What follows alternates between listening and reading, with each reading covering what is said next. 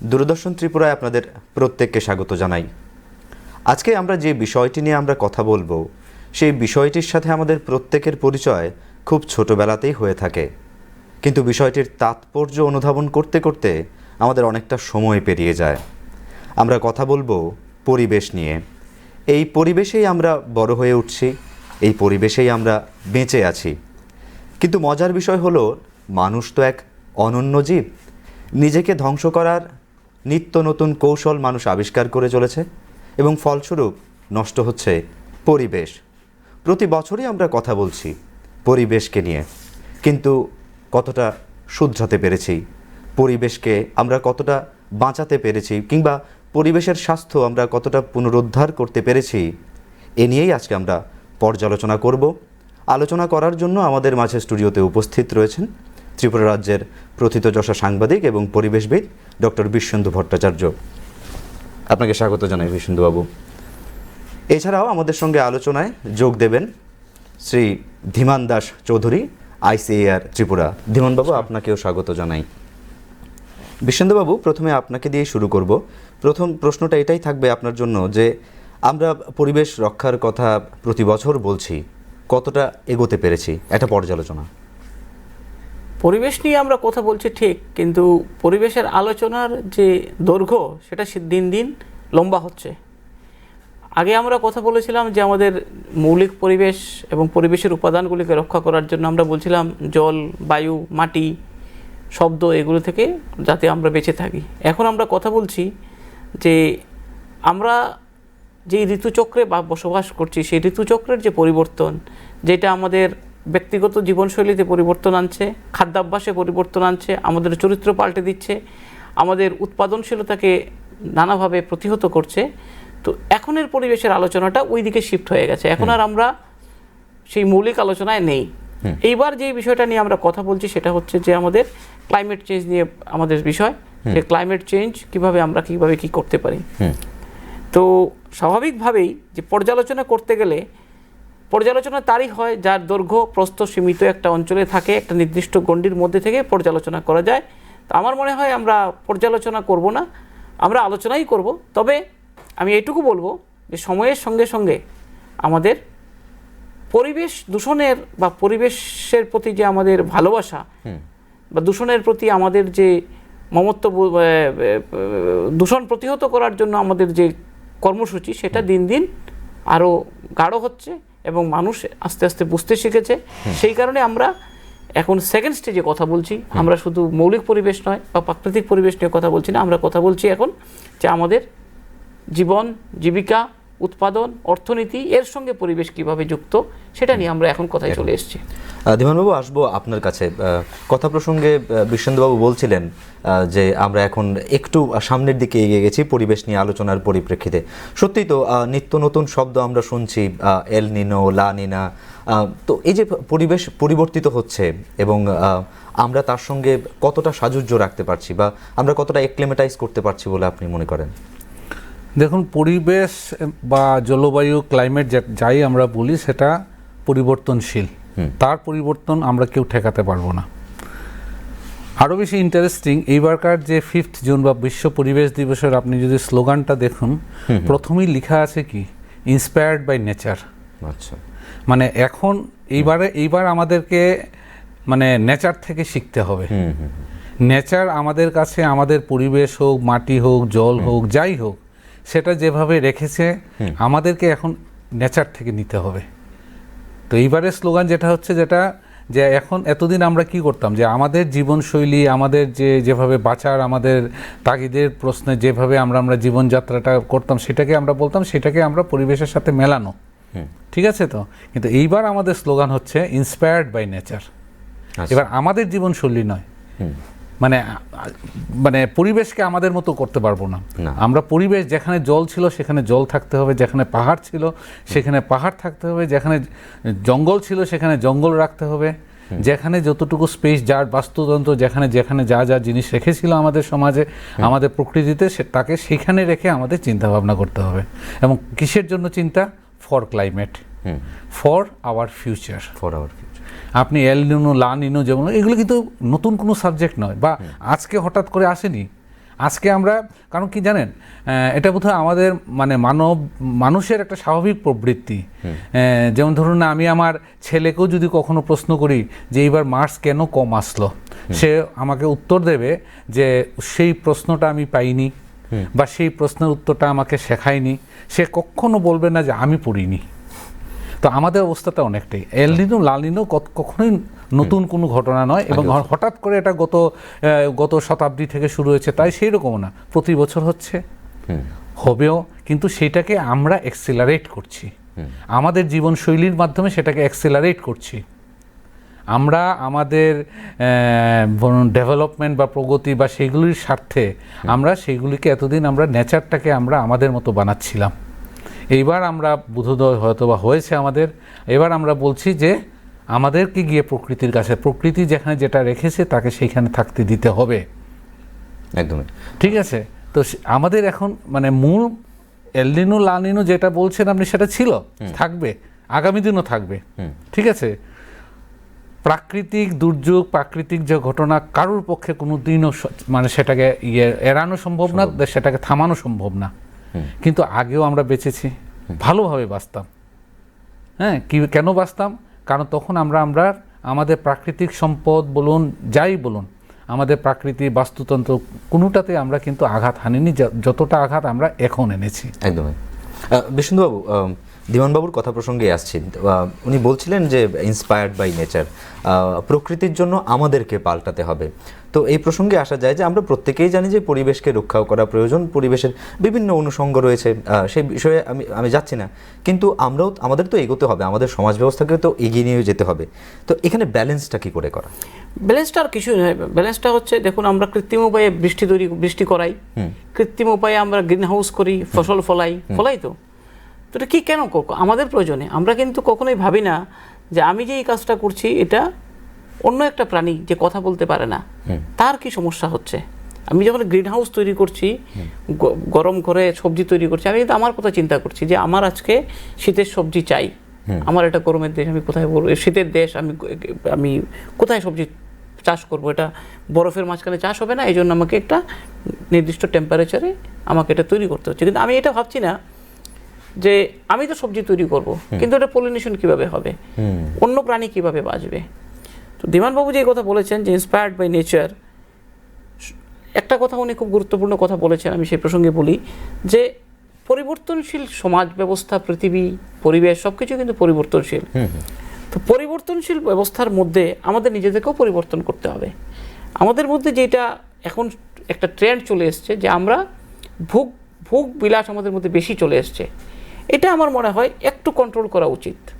যদি একটু কন্ট্রোল করা যায় তাহলে হয়তো আমরা এই যে তাপমাত্রা বৃদ্ধির যে সমস্যাটা, যার কারণে লং টার্মে ক্লাইমেট চেঞ্জ হচ্ছে বলে সবাই মনে করছেন, যে পৃথিবীর উষ্ণতা বাড়ছে, কোনো জায়গায় বৃষ্টিপাত বেশি হচ্ছে, কোনো জায়গায় কম হচ্ছে, কোনো জায়গায় ফসলের ধরন পাল্টে যাচ্ছে, কোথাও ফরেস্ট তার নেচার চেঞ্জ করে ফেলছে, এতে বাস্তুতন্ত্রে আঘাত আসছে, যেই প্রাণীগুলো হয়তো অনেক প্রাণী লুপ্তপ্রায় হয়ে যাবে, জৈব বৈচিত্র্য নষ্ট হবে। তো আমার মনে হয় শুধু মানুষ নিজের কথা চিন্তা না করে প্রাণীকুল বা উদ্ভিদকুল বাকি যারা আছে এদের কথা চিন্তা করা উচিত। আর পরিবেশ নিয়ে যে ভাবনাটা আজকে থেকে হয়তো 20 বছর আগে আমরা যখন আলোচনাটা শুরু করেছিলাম, তখন আমরা যেই জায়গাতে যেতাম, যেভাবে বলতাম, মানুষ আমাদের থেকে শোনার চেষ্টা করতো, বোঝার চেষ্টা করতো। আমি বলতে পারি এটা আমাদের সাফল্য যে গত 20 বছরে আমরা মানুষকে এই জিনিসটা বোঝাতে শিখিয়েছি যে পরিবেশ একটা গুরুত্বপূর্ণ আমাদের মানব সভ্যতার অংশ, এটাকে রক্ষা করে আমাদের চলতে হবে, এবং মানুষ সেটা বুঝেছে। কিন্তু যেহেতু প্রকৃতি এবং পরিবেশের চেহারা চেঞ্জ হচ্ছে, নেচারটা চেঞ্জ হয়ে যাচ্ছে, এই কারণে অনেক সময় আমাদের মাঝে মধ্যে এই সমস্ত আলোচনার মাধ্যমে মানুষকে একটু বোঝাতে হয় যে আপনি যে গাড়ি ব্যবহার করছেন সেই গাড়িটাকে আদৌ আপনার দরকার আছে কিনা। আপনি যদি মাস ট্রান্সপোর্ট ইউজ করেন তাহলে আপনার ব্যক্তিগত গাড়িটা কম ইউজ হবে, ব্যক্তিগত গাড়ি যদি কম ইউজ হয় তাহলে জ্বালানির খরচ কমবে, জ্বালানির খরচ যদি কম হয় দেশের অর্থনীতি বাঁচবে, পরিবেশে যে তাপমাত্রা বা এই যে গ্রিন হাউস গ্যাস বলে আমরা যেটাকে বলি, ভূস্নায়নকারী গ্যাসগুলো, এদের পরিমাণ নিয়ন্ত্রিত থাকবে। যদি এটা নিয়ন্ত্রণ থাকে হয়তো 10 বছর বেশি আমরা বাঁচব। আমরা মানে আমি পুরো প্রাণীকুল এবং উদ্ভিদকুলের কথা বলছি, আমরা হয়তো 10 বছর বেশি বাঁচব। এই যে 10 বছর সময়টা, এই সময়ের মধ্যে যে পরিবর্তনটা হবে সেটাকে আমরা অন্য কোনো মেকানিজম তৈরি করব, যেটা দিয়ে আমরা ওই 10 বছরটাকে আর 20 বছর করব। এইভাবেই আমরা চক্রবৎ আমরা এরকম করছি। এগিয়ে যাবো। একটু আমি মাঝখানে একটা বলছি, যেটা নিয়ে আমি মানে বিশ্বজিৎবাবু কথা বলছিলেন, ভোগবাদের কথা। হ্যাঁ, মানে আমি যেহেতু এগ্রিকালচার নিয়ে কাজকর্ম করি, একটা ছোট্ট উদাহরণ দিই। কিছুদিন আগে এখনো চলছে বড় ধান কাটার পর্ব চলছে। আচ্ছা, ঠিক আছে, বড় ধান হোক বা আমন ধান হোক, ঠিক যখন আমন ধানের মধ্যে দুধ এসে যায় বা তারপর যখন কাটার ঠিক কিছুদিন আগে 15-20 দিন আগ পর্যন্ত সারা ত্রিপুরায় যে একটা খুব কমন সমস্যা হয়, সেটা হচ্ছে ইঁদুরের উপদ্রব। আচ্ছা, ঠিক আছে, ইঁদুর ধান খেয়ে যায়। তার কারণটা কি জানেন? মূল কারণ হচ্ছে যে আগে আমরা যখন জমিতে সাপ দেখতাম, দেখলি তাকে ডান্ডা দিয়ে মারার চেষ্টা করি। আচ্ছা, সাপকে তাকে এখন আমরা জমিতে পাই না, খুব কম। তো আমাদের বাস্তুতন্ত্র কি বলছে? ঠিক আছে, ঠিক। তো খুব ছোট ছোট জিনিসগুলি, যেগুলিকে আমরা কিন্তু আমাদের মনে করেছি যে না, আমার ধানের বাঁচানোর জন্য আমাকে আমি গিয়ে কাজ করতে পারি না, আমি যখন যাই তখন কাজ করতে হবে, মারো সাপকে। কিন্তু এটা ভুলে গেছি পরবর্তী সময় যখন মাটির জল, কারণ ধান কাটার আগে আপনাকে জল শুকাতে হবে, যখন শুকিয়ে যায় তখন কিন্তু ইঁদুর আসবেই। ঠিক আছে, তো এরকম আপনি যদি দেখেন, যেটা উনিও বললেন যে গাড়ির ব্যাপারটা, আজকে আপনি যে কেউ হোক, আজকে আপনি যদি মনে করেন যে আমি একটা গাড়ি কিনবো, আপনাকে কি করতে হবে? জাস্ট একটা ফোন করতে হবে, ব্যাস, যে কোনো একটা গাড়ির শোরুমে বলতে হবে আমি একটা গাড়ি নিতে চাই, আর বাকি কিচ্ছু করতে হবে না। একদম ঠিক বলেছেন। ঠিক, কিন্তু তার উল্টাটা ধরুন, আপনি যদি বললেন যে আমি এক কানি জমি আছে কোথাও, ওখানে আমি গাছ লাগাবো, না বা ছোট ব্যবসা শুরু করো, আমি একটা এমএসএমই আজকে যেহেতু আমরা পরিবেশ নিয়ে কথা ধরে নিলাম যে আমি এক কানি আমার জমি আছে, ওইখানে আমি আম গাছ লাগাবো। আম ভালো অর্থকরী ফসল, ভালো ফসল, আম গাছ লাগাও। তো এক কানি জমির মধ্যে আম গাছ লাগাতে বাস ভালো একটা খরচা আসবে, যা চারা কিনা রাখা, একটা লোক রাখা, ম্যানেজ করে, সব বলি। এইবার দেখুন তো কে আপনাকে ফান্ডিং করে? কেউ। খুব মুশকিল। আমি কোনটা ভালো বলুন, পরিবেশের জন্য কোনটা ভালো? গাছ লাগানো অবশ্যই, কিন্তু আপনি পাবেন না, কারণ সিস্টেমটা সেই রকম হয়ে গেছে, সমাজ ব্যবস্থাটা পাল্টাচ্ছে। আমি আসছিলাম সেই প্রসঙ্গে আপনার কাছে, যে পরিবেশ নিয়ে আমরা কথা বললে একটা জিনিস আমরা এড়িয়ে যাই, সেটা হচ্ছে যে উৎপাদনশীলতা। হ্যাঁ, উৎপাদনের পরিপ্রেক্ষিতে যদি আমরা দেখি, একটা সময় ছিল আজকে থেকে বেশ কয়েক দশক আগেও, যখন আমরা মাস প্রোডাকশনের স্লোগান তুলেছি। আমরা ফার্টিলাইজার ব্যবহার করে হোক, কোনো না কোনো উপায়ে হোক, আমরা মাস প্রোডাকশনের দিকে গিয়েছি। কিন্তু বিগত বেশ কিছু বছর ধরে আমরা একটি শব্দ পাচ্ছি, যে অর্গানিক। আমরা চাইছি এরকম কিছু খেতে যেটা অর্গানিক, যেখানে সার দেওয়া হয়নি। চিন্তাধারার পরিবর্তনের ফলে হোক কিংবা স্বাস্থ্য সচেতনতা বৃদ্ধির ফলেই হোক, এখন উপায়টা কি? এখন আমরা অর্গানিকের দিকে যদি যাই, তাহলে তো মাস প্রোডাকশনের থেকে আমাদের সরে আসতে হচ্ছে। এটা সত্যি যে আপনি অর্গানিক প্রোডাকশন করলে যে পরিমাণ ফলন আপনি পেতে পারেন, সমপরিমাণ ফলন, মানে সেই পরিমাণ থেকে অনেক বেশি, মানে কিছুটা হলো বেশি পাবেন ইনঅর্গানিকের ক্ষেত্রে। হ্যাঁ, কিন্তু উপায়টা কোথায়? উপায়টা হলো আমাদের এখানের যারা কৃষি কাজ করেন, তাদের মধ্যে একটা খুব কমন জিনিস আমি দেখেছি, কি জানেন? যেমন আমার পাশের ক্ষেত, উনি ওনার জমিতে গত বছর, ধরুন এক কানি জমি ওনার, এক কানি জমি আমার, তো উনি ওনার ক্ষেতে গত বছর এক কানি জমিতে ঝিঙ্গা লাগিয়েছেন, আর আমি এক কানি ক্ষেতে অন্য একটা ফসল লাগিয়েছি। উনি এক কানি জমি থেকে আমার থেকে বেশি পয়সা কামিয়েছেন। ঠিক আছে, এইবার আমি করব কি, এই বছর উনি যেটা লাগিয়েছেন, উনি তো ঝিঙ্গা করবে, যেহেতু উনি বেশি পয়সা পেয়েছেন, এবার আমিও করব। বাজারে দেখবেন সমস্ত সবজির দাম এক না। তার কারণটা কি জানেন? এই যে মানে তার ডিস্ট্রিবিউশনটা, আমাকে বেশি সবজি আনতে হবে, ঠিক। আমি যদি প্রোডাকশনটাকে যদি যে কোনো, আমি যখনই কোনো কৃষকের কাছে যাই, তখন তাদেরকে আমরা বলি যে আপনার সবাই এক ধরনের ফসল করবেন না, ফসলটাকে ডিস্ট্রিবিউট করুন। ঠিক আছে, বাজারে কেন আপনার কারকল লাগাতে যে পরিশ্রম, ঝিঙ্গা লাগাতে একই পরিশ্রম, তারপর আপনার বরবটি লাগাতে একই পরিশ্রম, কিন্তু দেখবেন গত বছর যে ভালো ফসল পেয়েছে, আমার গ্রামের অমুক চন্দ্র তমুকে ঝিঙ্গা বা কারকল বা এমন একটা ফসল লাগিয়েছেন যেটাতে খুব ভালো উনি করেছেন। কারণ কি, উনি গত বছর একা করেছিলেন, স্বাভাবিকভাবে যখন একটা গ্রামে কেউ একজন পাইকার যাবে বা কেউ যাবে, গিয়ে যখন দেখবে যে ওখানে একটা কারকুল ধরেছে, ওনার কাছ থেকে বেশি কিনবে, ঠিক আছে, তো বেশি পয়সা পেয়েছেন। কিন্তু ওই লোকটাই যখন পরের বার করবে এবং সঙ্গে আরও 10 জন করবে, তখন কিন্তু ওই টাকাও পাবে না। আমাদের যদি আমাদের যা নিড, সেই যা প্রয়োজন, বাজারে যা প্রয়োজন, সেই প্রয়োজন অনুসারে মাল, আপনি যেটা বলছেন যে প্রোডাকশন বাড়াতে হবে, আমাদের কাছে এখন হাই ইল্ডিং ভ্যারাইটি রয়েছে, উন্নত প্রজাতির রয়েছে বিভিন্ন। এখন আমরা যেটা করছি যে পার্টিকুলার, যেমন আমি বলছি, আমাদের এখানে ধানের সবচেয়ে বড় একটা হচ্ছে ব্লাস্ট, একটা ব্লাস্ট ডিজিজ খুব কমন আমাদের এখানকার। হ্যাঁ, তারপর একটা আছে স্টেম বোরা, যেটাকে মাজরা বলি। তো এগুলি প্রত্যেকগুলির কিন্তু মানে রেজিস্ট্যান্স ভ্যারাইটি আমাদের কাছে আছে, আমরা মানে আইসিআর আমাদের ডেভেলপ হয়েছে এইগুলি। তো আমাকে যে প্রচুর পরিমাণে সার, বরঞ্চ আমরা এখন বলছি যে এইভাবে যথেচ্ছ, যেমন আপনার কিছু কিছু রোগ আছে যেগুলি আপনি যদি এক্সেস ফার্টিলাইজার ইউজ করেন সেটা সেখানে আসবেই, সেই ধরনের রোগ পোকামাকড়। আমরা কিন্তু বলছি না যে আপনি এক্সেস ফার্টিলাইজার প্রয়োগ করুন, ইভেন আমরা বলছি না এক্সেস কেমিক্যাল ফার্টিলাইজার, ইভেন আমরা বলছি যে, এবং সেটা নিয়ে অর্পণ সোসাইটিতে যেটা বিশ্বন্দু ভট্টাচার্য লিড করছেন, অনেক আগে আমরা মিনিস অফ পেস্টিসাইড নিয়ে আমরা একটা করেছিলাম, ঠিক আছে।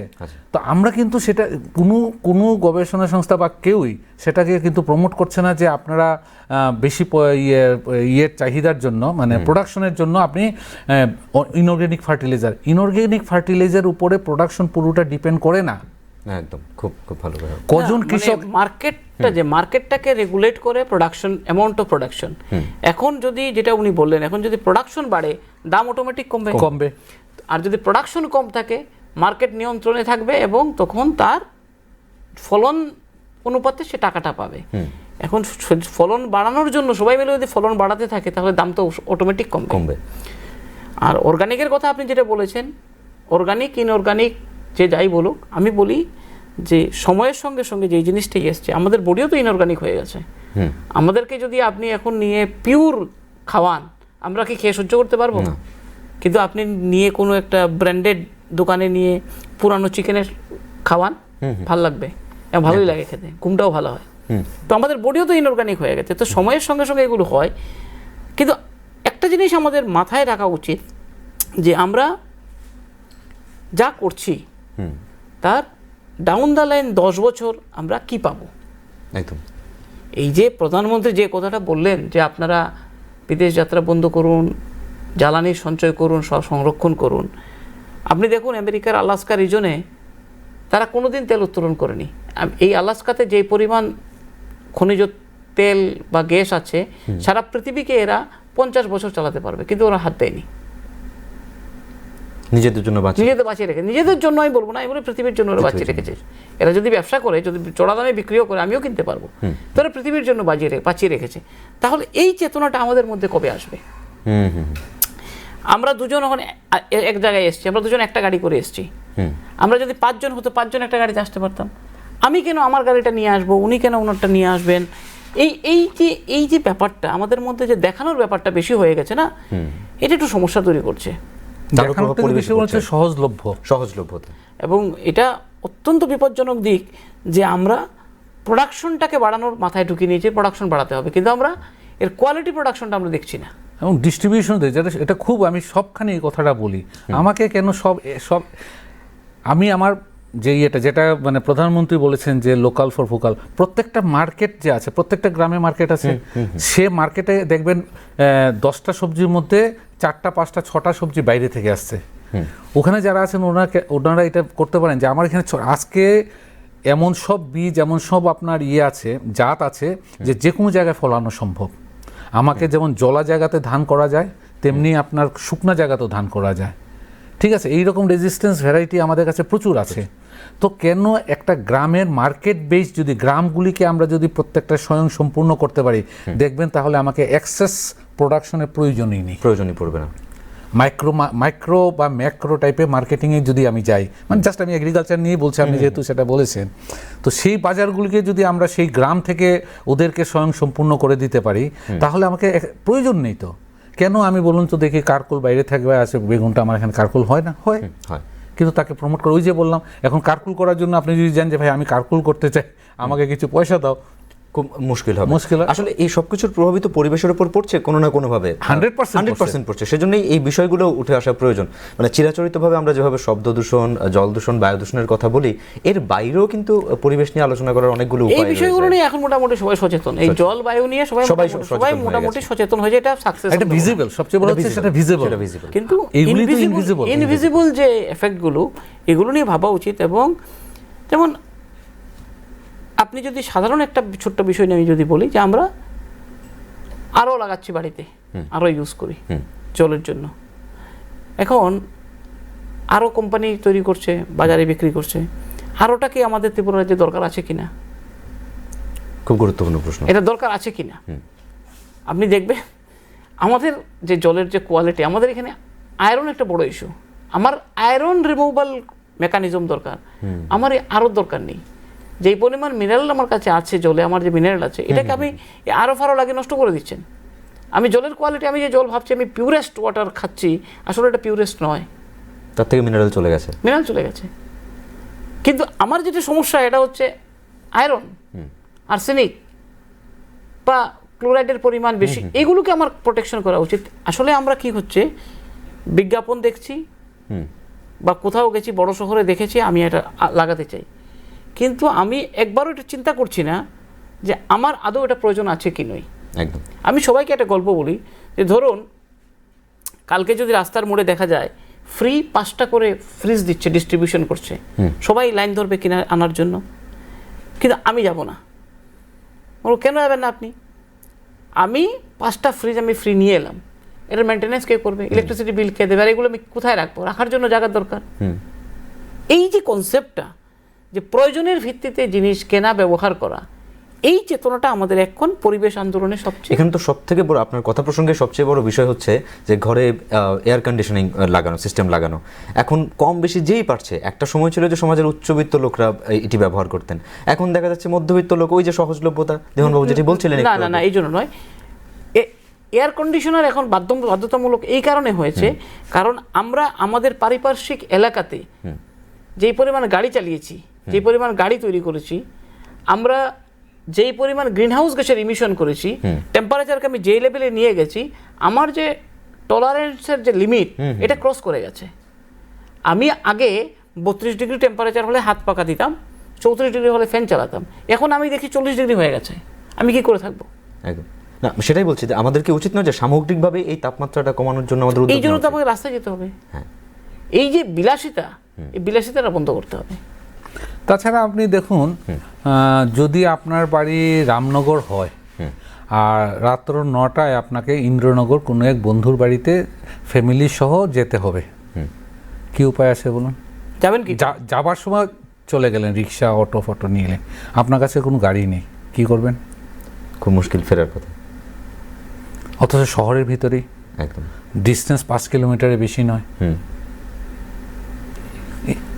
মানে অনেক আগে থেকে এগুলি নিয়ে আলোচনা হচ্ছে, হ্যাঁ চলছে, জানি না কতটুকু কি হবে। মানে ডেভেলপমেন্ট প্ল্যানিংটা যদি সিনক্রোনাইজ না হয়, যে একটা শহরে আমরা থাকি, আমি অন্য যে কোনো শহরে 10 কিলোমিটার ট্রাভেল করা 24/7 ইজ পসিবল।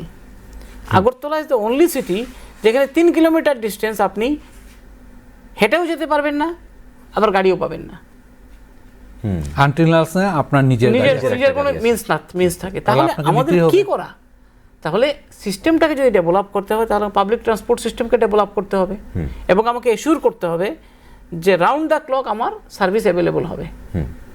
মানুষের কাছে টাকা দিতে কোনো অসুবিধা নেই, আমি 5 কিলোমিটার গিয়ে 50 টাকা দিতেও আমি রাজি আছি, কিন্তু আমাকে পেতে হবে। আমাদের কাছের শহর গুয়াহাটি, গুয়াহাটিতে আপনি পল্টন বাজার দাঁড়ালে, পল্টন বাজার থেকে আপনার খানাপাড়া পর্যন্ত এর দূরত্ব প্রায় আমাদের এখান থেকে বিশালগড়, ঠিক আছে? তো যে কোনো সময় আপনি গিয়ে দাঁড়ান, ছোট গাড়ি আছে, এসি বাস আছে, ইলেকট্রিক বাস আছে।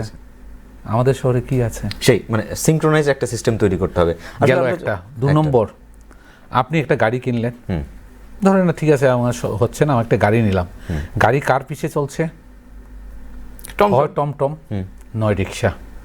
যে গাড়িটার আপনার পলিউশন ফ্রি, মানে আমরা যেটা পলিউশন পিইউসি নেই তো, পলিউশন আন্ডার কন্ট্রোল সার্টিফিকেট, সেইটা নেওয়ার জন্য যে মিনিমাম স্পিড মেনটেন করতে হয়, সেই পিইউসিটা যে তার ইয়েটা যেটা হয় কম্বাসনের ফলে যে গ্যাসগুলি বেরো হয় সেগুলিকে নিয়ন্ত্রণ রাখতে গেলে একটা মিনিমাম স্পিড দরকার।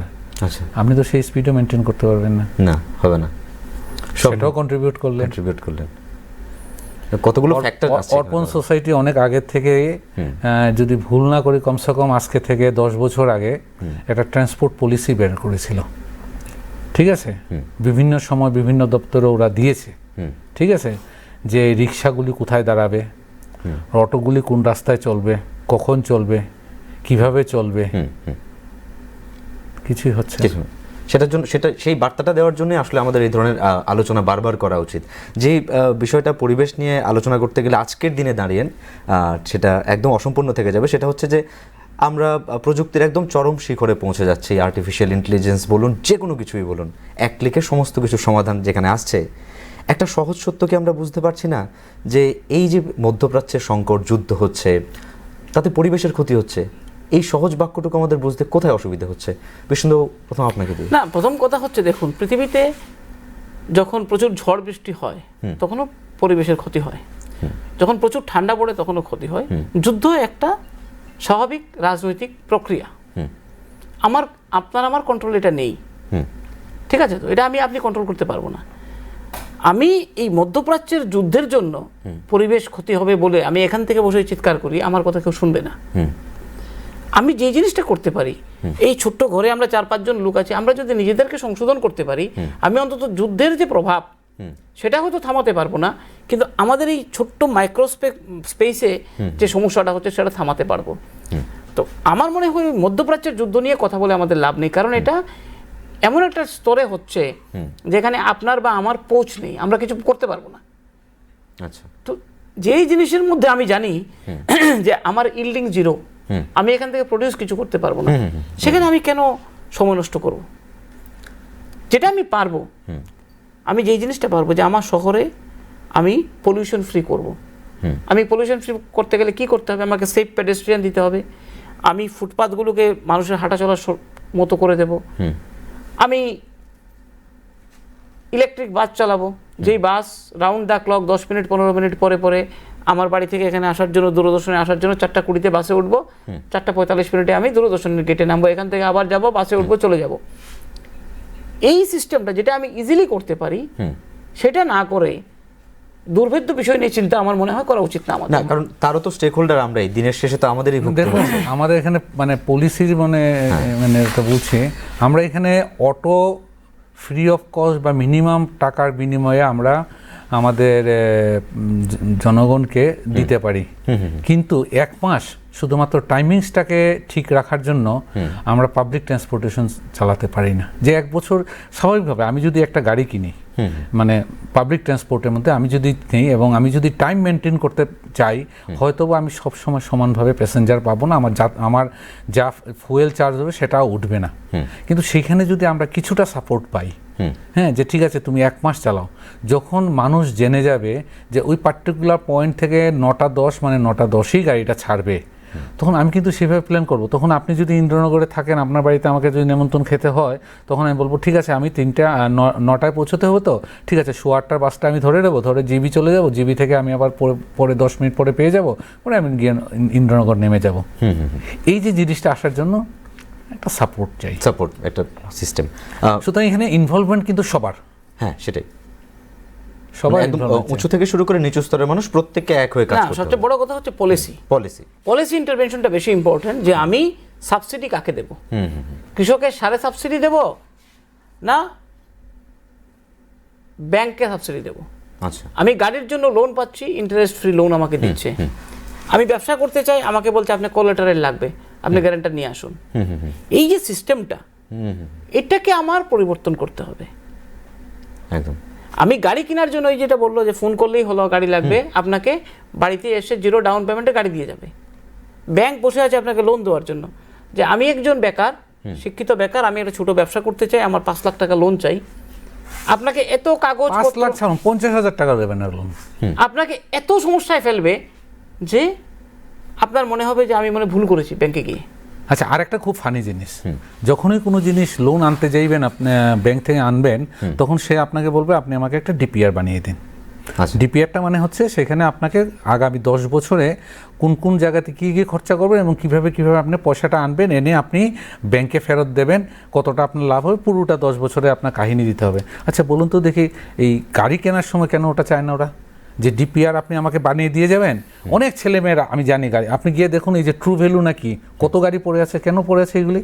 কারণ এগুলি ওরা ইএমআই তারা টাইম মতো দিতে পারে না। কেন ওই সময় ডিপিআর চাওয়া হয় না? আচ্ছা ভাই, তুমি যে গাড়িটা কিনবে, তুমি কিভাবে ফুয়েল কস্ট দেবে, তারপর কিভাবে আমার ইএমআই দেবে, একবার খালি বলুক যে এখন থেকে কার লোন নিতে গেলে আমাকে ডিপিআর জমা দিতে হবে, বিক্রি অটোমেটিক কমে যাবে। ব্যাপারটা হচ্ছে যে নেক্সাসটা হচ্ছে অটোমোবাইল ইন্ডাস্ট্রির সঙ্গে ব্যাংকের নেক্সাস, এবং আমরা যারা বুকালু আমরা এদের ট্র্যাপে পড়ছি, এবং ট্র্যাপে পড়ে যা করছি আমরা আমাদের নিজেদের ক্ষতি করছি, আমাদের পৃথিবীর ক্ষতি করছি, আমাদের ভবিষ্যতের ক্ষতি করছি। আমাদের এই জায়গাটাতে একটু দরকার, এবং এখানে আমরা অবশ্যই চাইবো যে পলিসি ইন্টারভেনশন, সরকারেরও এই ব্যাপারে একটু সদর্থক ভূমিকা আমরা চাইবো। সরকারও ব্যাপারটা নিয়ে ভাবুক যে আমি একটা ছেলেকে বেকার ছেলে ব্যবসা করবে, নিজে কিছু একটা করতে চাইবে, তাকে আমি এভাবে হয়রানি করছি, কিন্তু যে লোকটা গাড়ি কিনতে চাইছে ওকে তো লোন দিয়ে দিচ্ছে কেন? তাহলে অটোমোবাইল ইন্ডাস্ট্রির সঙ্গে আমার কৃষকের লোনের সম্পর্কটা কোন জায়গাতে মিলছে না। আর সামান্য একটা হোমস্টে করতে যাবেন আপনি নিজের পয়সায়, সেখানে গিয়ে দেখুন কত পাতা ফর্ম ফিল আপ করতে হবে, কতটা আপনাকে আন্ডারটেকিং দিতে হচ্ছে। একদম। আমরা যেহেতু ম্যান পাওয়ারের কথা উঠেছে, একদম অনুষ্ঠানের শেষ পর্যায়ে এসেছি, একটি প্রশ্ন দিয়ে শেষ করব, দুজনের কাছেই থাকবে, যে এই পরিবেশ রক্ষার ক্ষেত্রে বর্তমান যারা ইউথ রয়েছে, যুব প্রজন্ম রয়েছে, তারা কি কি সদর্থক ভূমিকা নিতে পারে বিশ্বন্দবাবু? প্রথম কথা হচ্ছে এদের মধ্যে ভোগ বিলাস এবং অপ্রয়োজনীয় যে কাজকর্মগুলি থেকে এদের প্রথম সরে আসা উচিত। আমরা মনে করি যে ভারতবর্ষ একটা সবচেয়ে যুবকদের দেশ, এবং তার ভবিষ্যৎ আমাদের যুবকদের কাছেই আছে, যাদের বয়স 35 বছরের নিচে, তারাই দেশটাকে লিড করবে।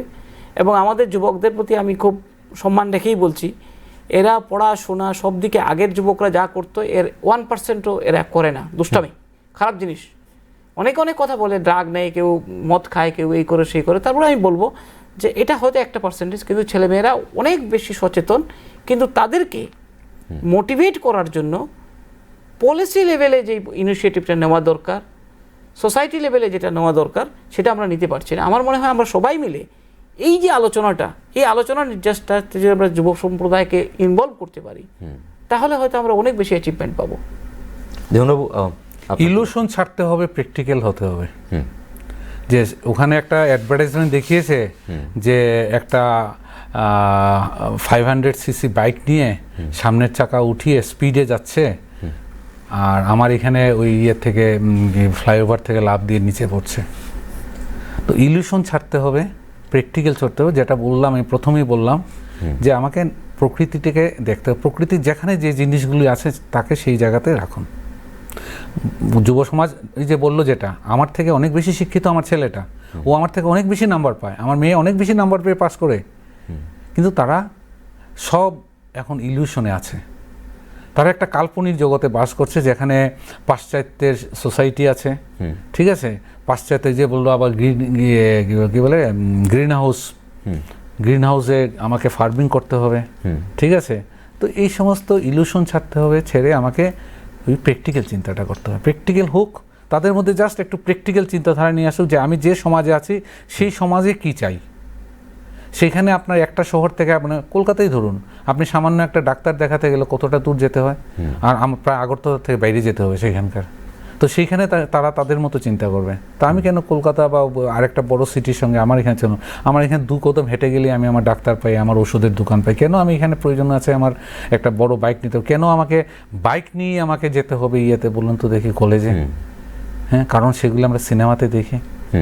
তো ইলুশনটা ছাড়তে হবে, ইলুশন ছাড়ুন, প্র্যাকটিক্যাল হন।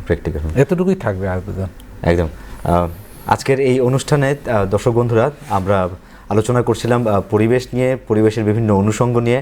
আলোচনা প্রসঙ্গে আমরা অনেক কিছু জানতে পেরেছি, পরিবেশ এবং বর্তমান পৃথিবী কোথায় দাঁড়িয়ে রয়েছে, এবং মূলত যুব প্রজন্মের যারা তরুণরা রয়েছে তাদের কী ভূমিকা থাকতে পারে বা তাদের কি করা উচিত। আমাদের আজকের অনুষ্ঠানের যারা অতিথি রয়েছেন তারা বিশদে তুলে ধরেছেন। ধীমানবাবু এবং বিশ্বন্দবাবু, অনুষ্ঠান শেষ করার আগে আপনাদের আবারও অসংখ্য ধন্যবাদ আলোচনায় অংশগ্রহণ করার জন্য। দর্শক বন্ধুরা, আপনারা দেখছেন দূরদর্শন ত্রিপুরা, দেখতে থাকুন। নমস্কার।